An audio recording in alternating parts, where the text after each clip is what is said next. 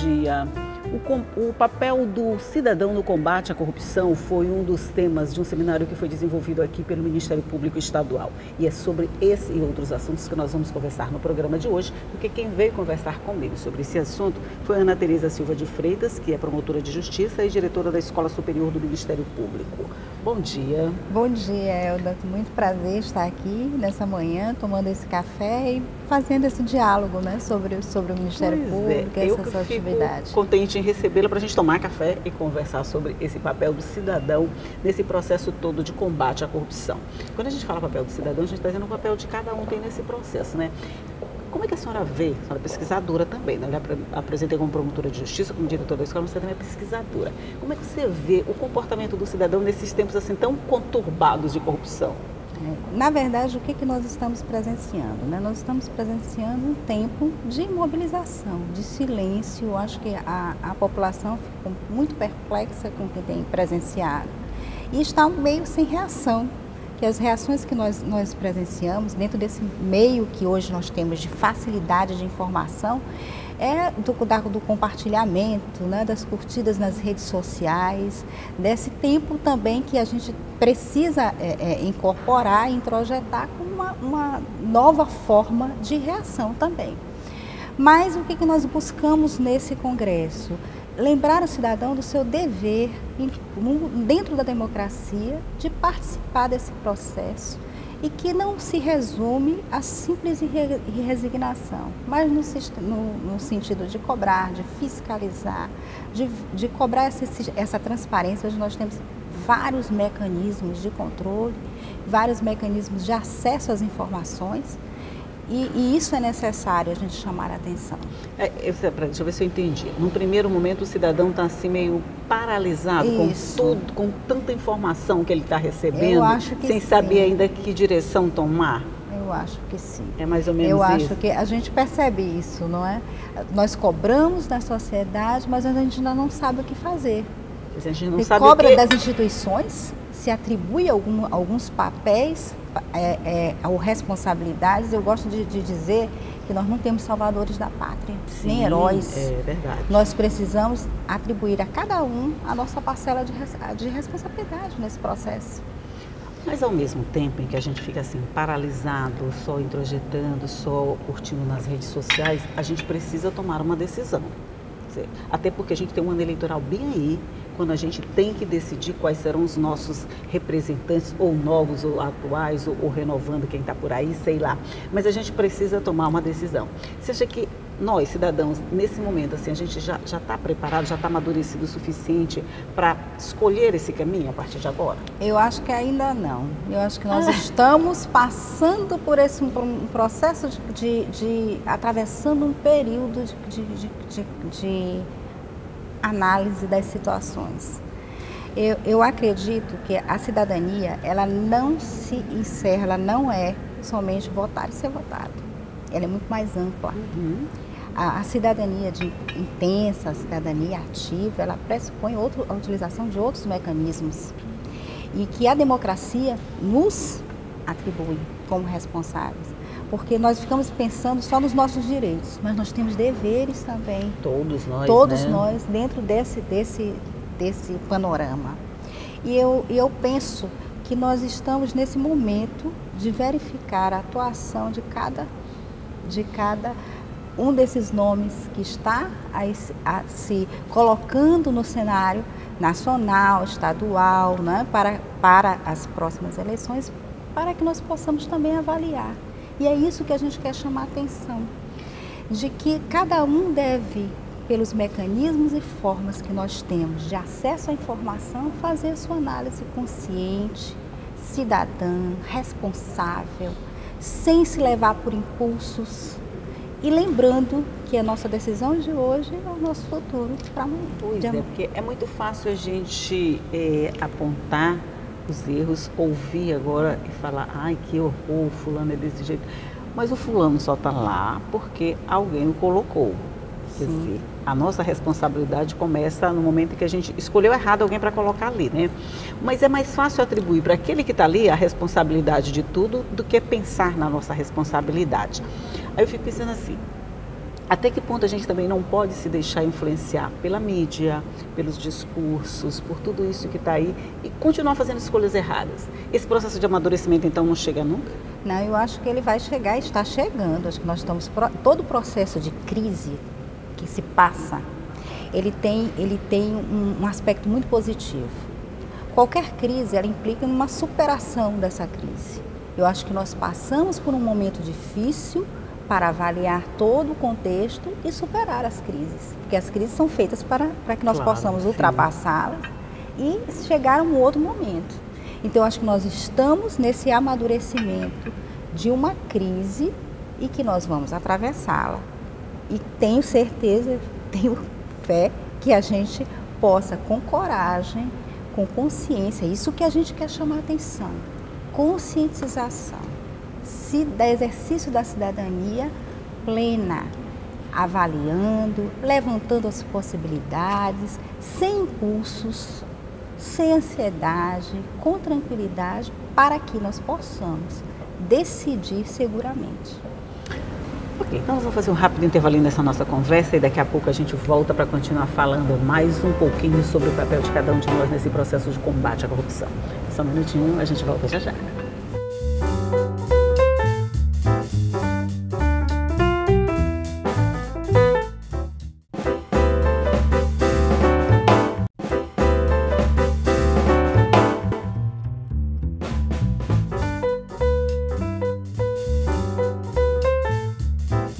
De volta aqui para mais um bloco de conversa sobre combate à corrupção e a gente estava falando da parcela de contribuição de cada um, ou da parcela de responsabilidade de cada cidadão. Mas e o Ministério Público como instituição? Que papel que ele tem dentro desse processo todo? Olha, que papel que ele vem desenvolvendo dentro desse processo todo? Eu acho que ele vem desenvolvendo papel com muito protagonismo, né? Um protagonismo que está aí, está na mídia, está transparente. Aqui no Ministério Público do Maranhão nós fomos premiados, né, no CNMP, no combate à sonegação fiscal, num projeto de combate à corrupção e à sonegação fiscal.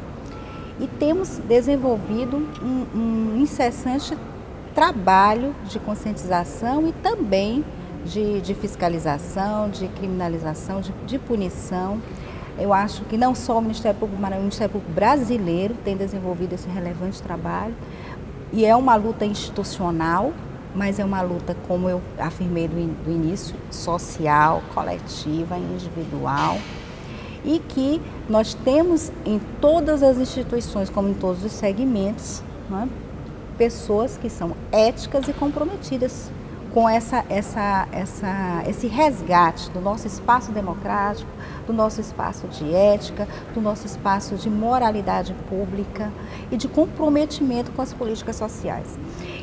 Eu até falei, na minha pequena fala no Congresso, do papel, do sentimento que nós temos de mutilação social, mutilação dos direitos sociais, mutilação, fragmentação da nossa Constituição, fragilização dos nossos direitos, porque quando eu tenho desvio de verbas, quando esses recursos não chegam conforme a Constituição projetou no nosso Estado Social, nós também temos essa fragilização de todos os nossos direitos. Por isso o Ministério Público, a CONAMP fez um slogan muito bonito, se chama "O Ministério Público está aqui".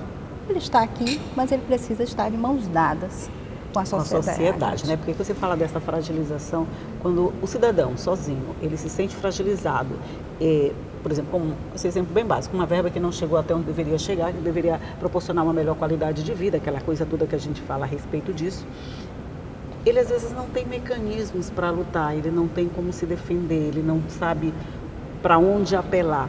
O Ministério Público seria essa ligação entre esse anseio da população, essa vontade de reagir e até a possibilidade da gente gritar, dizer eu não quero isso desse jeito? Eu acho que o Ministério Público tem desenvolvido esse trabalho, né? Nós temos vários projetos de conscientização e também que eu chamo de mediação social. Isso, a mediação social, de transformação, de articulação com a sociedade. E esse também é um papel que as escolas têm desenvolvido, as escolas institucionais. Porque qual é o papel da escola? Não só capacitar a fazer a capacitação interna para membros e servidores, mas também fazer a sua extensão com a sociedade, a articulação, para que a sociedade possa ser mais participativa e possa ter formas de caminhar para a sua cidadania. Como toda situação tem dois lados, deixa eu fazer aqui o papel do advogado do contra, vamos dizer assim. Quando a gente fala nesse protagonismo do Ministério Público, a gente diz, ele é o representante do povo, ele está fazendo essa mediação social, como a gente falou aqui. Mas às vezes muita gente diz, ele também está extrapolando, ele está passando do ponto, ele quer ser o protagonista de todo esse processo. Como vocês recebem essas críticas? Eu acho que toda vez que se está desenvolvendo algum trabalho, né, existem os pontos negativos e os pontos positivos, existem as críticas, porque isso é necessário. Nós estamos fazendo parte, nós integramos um sistema democrático. Não existe democracia que não pressuponha liberdade de opinião, que nós não tenhamos, façamos a nossa autocrítica e que também estejamos aptos a essa crítica externa. Eu vejo que o poder investigatório do Ministério Público ele é indispensável. É uma instituição que tem demonstrado ao longo da história, desde a Constituição, desde a sua construção constitucional, como instituição democrática, que defende a democracia. Se houve excessos, esses excessos, talvez eles tenham sido construídos nesse tempo, como indispensáveis nesse processo, para chamar a atenção, para que a gente possa, o que nós não podemos abrir mão, e eu acho que isso o Ministério Público também tem reforçado, é do sistema de garantias. Do sistema de garantias que nós temos e que, por uma via dupla, que eu acabei de falar da informação em excesso, da informação fácil, acaba que hoje, eu até escrevi um texto sobre isso, nós somos primeiro culpados para depois provar a nossa inocência, porque hoje a própria mídia divulga antes de saber se exatamente isso é verdade ou não. Quer dizer, qualquer suspeita é logo divulgada e não é como a primeira impressão sempre é que fica, né? E acaba que você, desse sistema, você está abrindo mão das suas próprias garantias. Isso é feito por quê? Porque nós temos um acesso livre à informação, porque nós vivemos no espaço democrático. Mas tudo que tem como direito tem o seu dever. E é isso que nós precisamos nos lembrar, né? Quando nós abrimos mão de um direito, nós também estamos abrindo mão do direito externo para nós também. Eu estou fazendo isso para o outro, mas isso também volta para mim. Porque no primeiro momento que eu abri e disse, eu quero acusar fulano sem provas, eu também posso estar sendo acusada sem provas da mesma forma. E não vai poder reclamar de estar recebendo o mesmo tratamento, né? E isso, na sua opinião, tem acontecido? Eu acho que por esse excesso de informação, excesso de transparência, né? desse chamar a atenção, eu acredito que nós temos feito institucionalmente, eu não estou falando do Ministério Público como um todo, eu estou falando todas as instituições responsáveis por essa divulgação, e eu falo nesse sentido das instituições como um todo, que a gente anda tão ávido também por informação, todo mundo quer saber tudo, quer saber primeiro, quer saber logo, quer passar na frente, a gente anda tão ávido por informações que a gente acaba mesmo, talvez, atropelando o processo todo, né? Mas, de novo, nós vamos fazer um rápido intervalinho e daqui a pouco a gente volta, logo, logo.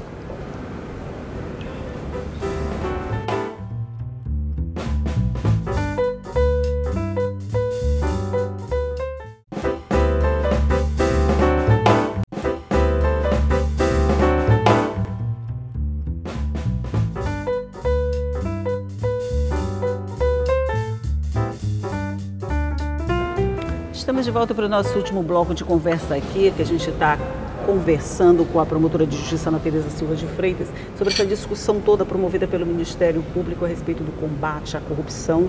E a gente estava falando desse papel, vamos dizer, da mídia, do Ministério Público. A gente falando do Ministério Público de uma forma assim bem... Mas tem todos os outros órgãos envolvidos nesse processo todo de transparência, de responsabilidade, de combate à corrupção. O Tribunal de Contas. Sim, de que forma ele entra nesse Isso também, processo? isso que eu queria dizer. Nós vamos ter uma fala hoje pela manhã do Ministério Público de Contas, né, que é exatamente da União, falando desse papel da fiscalização das contas públicas. E eu falei no início do bloco sobre a necessidade que nós temos de fiscalizar e transparecer essas contas públicas. Porque hoje, nós iniciamos até nosso congresso falando da cidadania digital, dizendo da importância da utilização dos meios de informação para que nós possamos fiscalizar, inclusive, e exigir essa transparência nas contas públicas. E isso é um ponto fundamental, que precisa ser levantado. E acredito que o Ministério Público, em todas as suas áreas, o Ministério Público da União, o Ministério Público dos Estados, o Ministério Público, em todas as suas áreas de atuação, inclusive o Ministério Público de Contas, tem exercido esse papel fundamental no combate à corrupção e no resgate da ética, do controle das contas públicas, da fiscalização da execução das contas e do orçamento, que isso é indispensável. E esses dados precisam estar publicizados, ser de conhecimento de todos e que nós possamos estar informados e formados para conhecer, para conseguir cobrar. E aí também saber, olha, quem foi que teve suas contas rejeitadas, quem não teve, para que eu possa fazer essa melhor análise quando eu for votar, né? E para exercer a nossa cidadania. Pois é, de alguma forma, a senhora vê, a sociedade, ela está conseguindo absorver isso tudo? Ela está consciente da importância que ela tem nesse processo todo de combate à corrupção? Está vendo que ela é um personagem principal, vamos dizer assim, de mudança nesse cenário? Eu acho que as instituições funcionam para ela. Isso. Estamos a serviço do público, estamos a serviço da sociedade, Ministério Público, o Judiciário, as autoridades que investigam, o Poder Legislativo, o Executivo, estamos todos a serviço dessa sociedade, da sociedade brasileira. E é preciso que a sociedade brasileira assuma o seu protagonismo na história, porque nós estamos fazendo história. Quando estamos com essas grandes operações, quando estamos discutindo, combatendo a corrupção no Brasil inteiro, é necessário que nós tenhamos consciência do nosso papel histórico de analisar, de avaliar e mudar as nossas perspectivas. Mas, ao mesmo tempo, tanta informação e tanta informação ruim, vamos dizer assim, a respeito de toda a nossa classe política, nossa classe dominante, nossa classe governante, não pode levar também a uma descrença generalizada nos poderes, dizer, poxa, todo mundo que está aí não merece a nossa confiança, a gente fez isso, foi decepcionado, a gente fez aquilo, foi decepcionado, cada notícia que vem é pior do que a outra, um escândalo vem sempre maior do que o anterior. Isso não pode levar a uma descrença generalizada? Eu acho que está ocorrendo esse processo de descrença, que é o nosso papel agora de chamar a atenção. Nós não podemos dizer, eu não vou fazer nada porque ninguém serve. Não é assim. Porque alguém tem que ocupar esse papel. A política é necessária. O desempenho da política é indispensável. Mas é indispensável como? Com ética, com transparência. E é preciso que nós tenhamos o compromisso e a nossa escolha consciente de que não se muda lavando as mãos, deixando para lá e dizendo, eu não tenho mais nada a ver com isso. Nós temos, porque se nós não fizermos alguma coisa, vai ficar muito pior. Não adianta a gente simplesmente ignorar o que está acontecendo, é preciso que nós nos conscientizemos que é preciso transformar essa realidade social. Essa consciência é indispensável. O jovem, eu acho que ele tem um papel fundamental nisso, vamos dizer assim.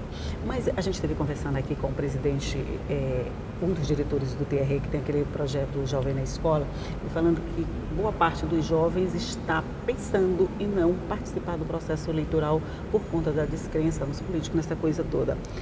Isso não é um dado desanimador, quando a gente vê que o jovem pode não acreditar, quer dizer, ele não consegue ver o papel dele nesse projeto de transformação, de mudança dessa situação?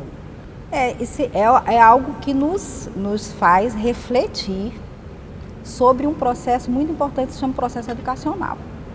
Quando se faz hoje, se fala de uma reforma de ensino médio, em que se você tira algumas disciplinas que são necessárias para essa consciência cidadã, e porque nós não somos formados na escola para entender o nosso papel de cidadania. Quais são os meus direitos, meus deveres dentro desse processo. E é por isso que talvez exista essa forma de resignação pela minha inércia. Mas toda a inércia, se alguém não faz, alguém vai fazer por mim. Exatamente. Se eu não tomo uma decisão, alguém vai tomar por mim. E pode não ser a decisão que eu queria que fosse tomada. E geralmente não vai ser a decisão que a gente gostaria. Então é preciso que nós possamos assumir esse papel de que quem toma a decisão é cada um de nós. Não vamos passar procuração para ninguém tomar essa decisão por nós. Calar, silenciar, votar em branco, votar em nulo, de nada resolve. É preciso que nós possamos decidir com consciência. Temos tempo para escolher, temos tempo para avaliar, temos tempo para nos mobilizar, para nos articular. E o Ministério Público está aqui para estar consciente, divulgando, fazendo o seu trabalho, articulando a sociedade, articulando o espaço coletivo e as instituições para que nós possamos mudar, transformar, sair dessa crise e fazer um Brasil que nós bem melhor. Né? De toda essa discussão que está sendo realizada, que foi realizada nesse congresso aí, que lição que a gente pode tirar, doutora? A gente pode tirar que ainda há muito a fazer, que nós somos uma democracia recente, que nós estamos aprendendo, que o conflito é inerente à democracia, não existe democracia sem conflito. Não existe democracia sem diferenças, sem divergências, e que nós precisamos aprender a conviver no espaço democrático, a exercer a nossa cidadania. E nós vamos aprender, porque esse processo doloroso pelo qual nós estamos atravessando é um processo de crescimento, de amadurecimento, de um crescimento da nossa pátria, né? Que é tão generosa, mas que nós precisamos ter coragem, e essa coragem é sair do nosso lugar para exercer o papel que esse espaço democrático e essa Constituição também nos atribui. Olha, só sei que tem que ser rápido esse processo de amadurecimento, de fortalecimento dessa consciência patriótica, de ocupação do nosso lugar, porque no próximo ano já é hora de decidir tudo, né? A gente tem que passar toda essa crise a limpo, sair desse estado de inércia que a senhora falou no começo, né? Começar a agir para que a gente possa não reclamar depois. A gente possa não ter surpresas desagradáveis, vamos dizer assim, depois desse processo eleitoral todo, né? Mas eu acredito que mesmo que nós tenhamos surpresas desagradáveis, a sociedade que faz a sua delegação para os seus representantes.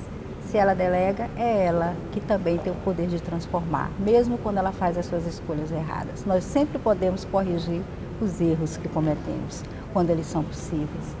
E ainda há tempo, a nossa sociedade tem coragem, tem possibilidades, tem instituições sérias, tem pessoas comprometidas para que nós possamos mudar esse cenário.